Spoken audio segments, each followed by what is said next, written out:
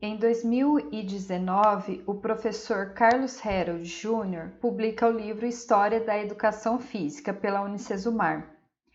É um material riquíssimo. O professor Dr. Carlos Herald tem extensa experiência com esses estudos que dizem respeito à história da educação física e também a história que está integrada à educação física, a história do corpo e as significações envolvidas com o que hoje entendemos por corpo, por educação física, quais são as representações veiculadas nesse contexto. Vale lembrar, como exposto no vídeo anterior, que o professor Carlos faz uma relação bem próxima da educação física com a filosofia. E conforme expliquei anteriormente, essa relação ela é estabelecida em função do fato dos primeiros escritos sobre exercício físico e a importância dessa prática serem formuladas por filósofos. Então, são essas discussões que começaram lá no século XVII que integram parte da história da própria educação física. Vale a pena, portanto, lembrarmos sempre dessa relação entre filosofia e educação física e quais são os diversos elementos que integram o que hoje entendemos por educação física. Por que a sociedade hoje tem determinadas impressões em relação à nossa área? De onde essas ideias vêm? Elas não surgiram aleatoriamente, elas foram constituídas a partir de pontos que destaquei no vídeo anterior sobre a história da educação física entre os séculos 17 e 20 e também das relações que se estabelecem aí entre teóricos, entre praticantes dessa educação física, entre professores e profissionais de educação física. É um cenário complexo e dinâmico que precisa ser compreendido em suas nuances para que a gente tenha clareza enquanto pessoas que atuarão profissionalmente com essa área. Então, na unidade 1 do livro de História da Educação Física, o professor Carlos coloca alguns pontos importantes aqui. Quais eu destaco? O conhecimento histórico não deveria ser assumido como cópia do passado, como algo resolvido de uma vez por todas. Esse ponto é importante, eu já mencionei algo vinculado a isso no vídeo anterior também, ou seja, não a educação física, a história, ela não deve ser compreendida como fatos isolados, que são recortados para que a gente decore determinadas datas e fatos históricos. Não. A história é dinâmica, ela é complexa. Os fatos, eles acontecem de modo muito integrado. Então, é uma constituição e não recortes de momentos. Além disso, a história ela pode sempre ser revisitada. Ou seja, nós buscamos, determinados teóricos buscam livros datados de séculos anteriores, contando determinados elementos históricos que são importantes para hoje nós repensarmos essa própria história e entendermos também como a história está sendo formulada. A história ela acontece continuamente, não é? Então, para que nós possamos escrever hoje determinados elementos que compõem a nossa área, ou registrarmos determinadas práticas, nós precisamos resgatar a própria história da educação física, a história das práticas corporais. Outro ponto destacado pelo professor. A partir de quando as aulas de educação física na escola passaram a ser tão relacionadas com as 4 modalidades desportivas, como muitos de nós conhecemos? Essa é uma pergunta extremamente relevante. Vocês já devem ter ouvido falar, não é? Sobre a educação física nesse sentido, vinculada somente a 4 modalidades esportivas. Lembra quando eu perguntei anteriormente de onde vêm as impressões sociais relacionadas à educação física? Como a sociedade percebe a educação física? Vocês devem ter algumas ideias sobre isso, não é? Mas vocês já pararam para pensar de onde vêm essas ideias? De onde vêm as suas próprias interpretações em relação à educação física? Lembrem-se sempre, a história contribui para que a gente pense os motivos pelos quais essas ideias, essas percepções, significações existem. Elas, digamos assim, não caem do céu, não são aleatórias, elas não surgem, elas não são criadas. Elas são desenvolvidas a partir de relações históricas, a partir de constituições culturais, de produções culturais. Então, nós resgatamos a história, nós elaboramos novas ideias, novos conceitos, novas teorias. São novos porque formulados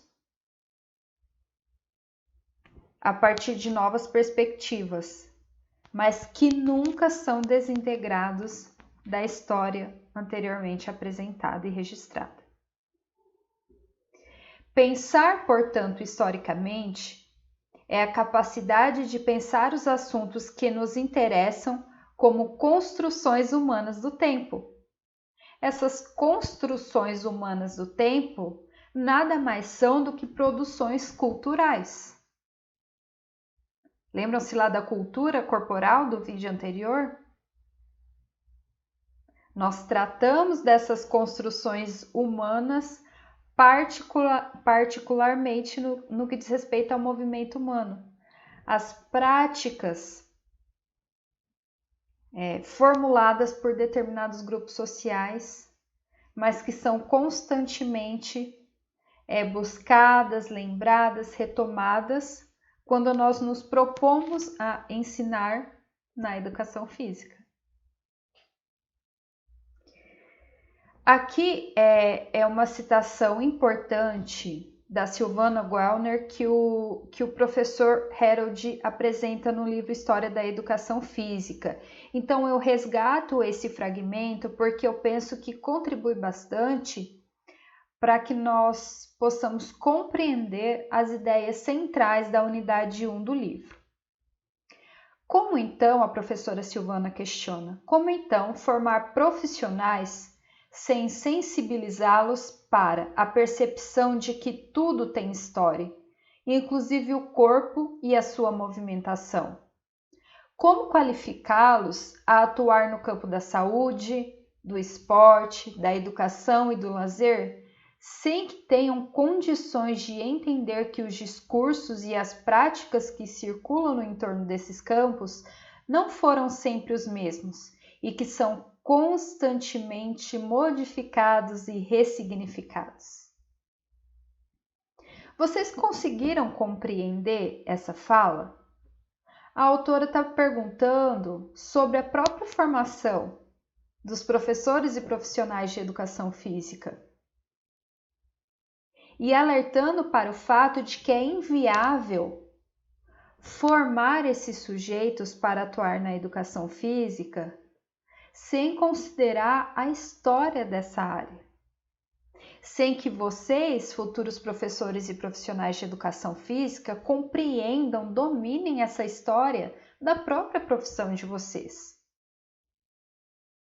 Então, por exemplo, quando vocês estudam na graduação metodologias de ensino, estratégias de treino, características do mercado de trabalho, propostas metodológicas e perspectivas pedagógicas, enfim, tudo isso não são conceitos aleatórios que determinadas pessoas elegeram para compor o currículo.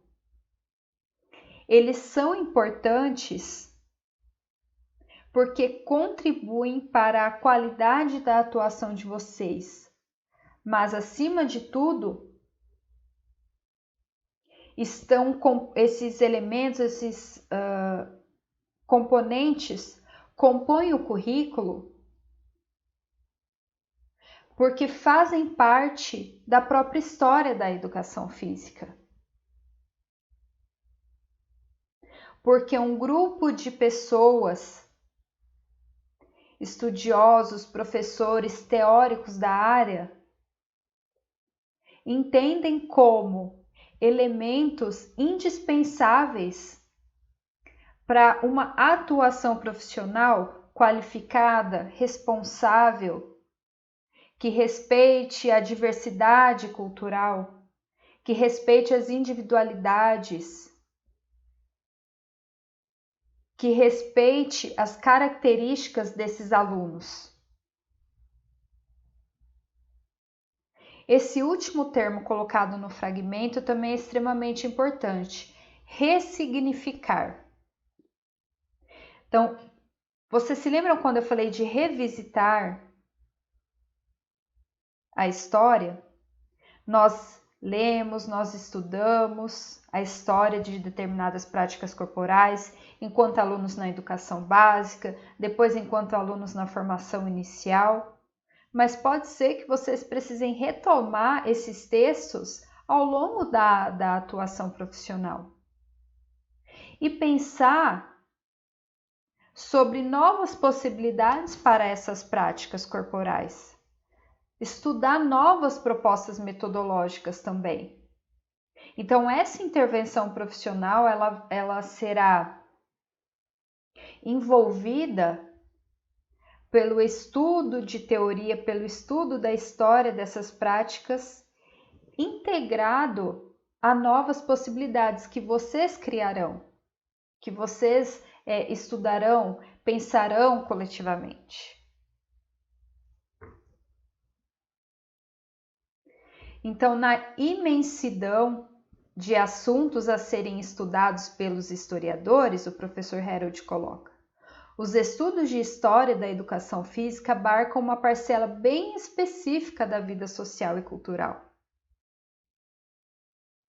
Isso é importante para que vocês atentem para o fato de que a educação física é apenas uma parcela da constituição histórica. Vocês se lembram do que nós conversamos a respeito dos séculos 17 a século 20 sobre elementos que compõem a história da educação física? Esses elementos, pessoal, são sempre integrados a um contexto político, econômico, cultural, ou seja, produções humanas, de relações sociais. Então, a educação física e os elementos, eles estão aí integrados a um contexto bem maior. O professor Harold alerta nesse sentido. Então, nunca imaginem a educação física deslocada dessas perspectivas política, econômica, social, cultural, que a gente divide assim para facilitar o entendimento, mas são aspectos extremamente interrelacionados. Produzir conhecimento histórico é um diálogo entre a capacidade do historiador em formular perguntas perspicazes e buscar documentos para construir respostas a partir dos documentos que encontrar. Ou seja, o professor destaca que essas pessoas que vão produzir livros, artigos, fotos ou outros registros para contar essa história, para apresentar e enunciar essa história, eles precisam seguir determinado processo metodológico, respeitando sempre os registros que foram apresentados anteriormente. Então, ele não pode nunca mudar as citações, mudar o que esses livros históricos dizem, porque para ele continuar contando essa história, ele precisa resgatar e respeitar a forma como esses dados, esses fenômenos sociais foram apresentados anteriormente. Então, ele precisa ter a capacidade de resgatar esses textos, esses documentos, respeitando todos eles. Sempre alertando para o fato de que em que momento político, econômico, cultural isso foi publicado. O cuidado nesse anúncio de novos elementos históricos, ou de como o apresento, é extremamente importante. Por isso, por vezes, vocês leem livros que contam a história de determinadas práticas corporais ou da própria história da educação física e vocês percebem que esses materiais são riquíssimos em detalhes. Porque as pessoas que escrevem esse material, pessoal, precisam realmente respeitar todos os tópicos, todos os fenômenos que compõem esse processo histórico. Percebam essa palavra, é um processo, né? De novo, não é uma fragmentação de momentos aí. Por isso que os livros de história são repletos de datas, de relação entre o fenômeno e a economia daquele momento e a política. Então, como ensinar qualquer prática corporal sem respeitar esse processo de constituição histórica também? Pensem sobre isso. O professor Carlos também destaca que as formas de documentos para relatar e para registrar a história são repletas, são inúmeras e são diversas. Então, a gente não precisa pensar que a história só é relatada, anunciada por meio de livros. Existem outras fontes, como os filmes, as fotos, os jornais, as entrevistas. É até importante esse destaque para que vocês pensem como possibilidade de buscar elementos da história da educação física em outras fontes. Nos jornais, por exemplo, como a educação física era representada em séculos anteriores, em anos anteriores. Como a prática da educação física, envolvidas com a educação física, eram significadas. Como a população entendia a educação física anteriormente? Será que é da mesma forma que interpreta hoje? Para os profissionais de educação física, será que hoje vocês têm as mesmas demandas na área de atuação que há 10, 20 anos atrás? Não é importante vocês conhecerem essa história do campo da educação física há 20, 15 anos atrás para pensar os seus processos de ensino hoje, a sua forma de organização do espaço, dos materiais, as metodologias para ensinar os movimentos? Vocês sabem, hoje o que a sociedade entende de educação física é diferente do que há anos atrás. E por quê? Vocês pretendem, vocês almejam que a educação física daqui a 10 anos seja vista ou valorizada de uma forma diferente do que é hoje?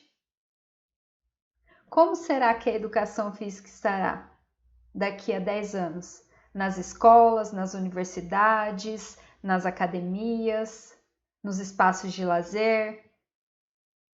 Será que a sociedade terá outra perspectiva? E por quê? Se vocês almejam essas mudanças, o que é preciso ser feito nesse momento? E por que é preciso conhecer a história da educação física? Vejam como a história ela está se fazendo, ela está em movimento, ela não é acabada.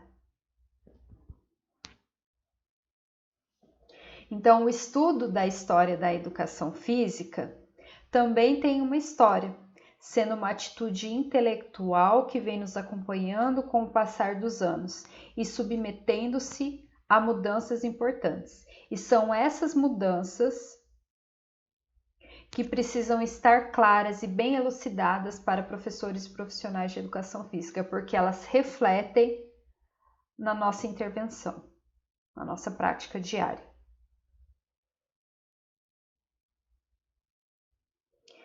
Aqui o professor Carlos traz uma citação de Mello, publicada em 1999, sobre as fases da produção historiográfica da educação física. Eu apresento aqui e resgato essa parte do livro porque eu penso ser extremamente importante e representativo da unidade 1 do livro de modo geral. Então, quais são essas fases apresentadas aqui? A primeira delas. Nas primeiras décadas do século XX, não havia uma produção bibliográfica sistemática. Ah, professora, mas isso quer dizer então que nas primeiras décadas do século XX você não tinha nenhum material contando a história da educação física? Não. Como vocês devem se lembrar do que foi apresentado no vídeo anterior, você já tinha textos com propostas iniciais para essa sistematização da educação física no século XX. Mas nesses primeiros anos, décadas aí, autores perceberam a necessidade de ampliar esses textos, de aprofundar esses estudos, de qualificar essa sistematização para melhorar essa organização da educação física enquanto prática interventiva.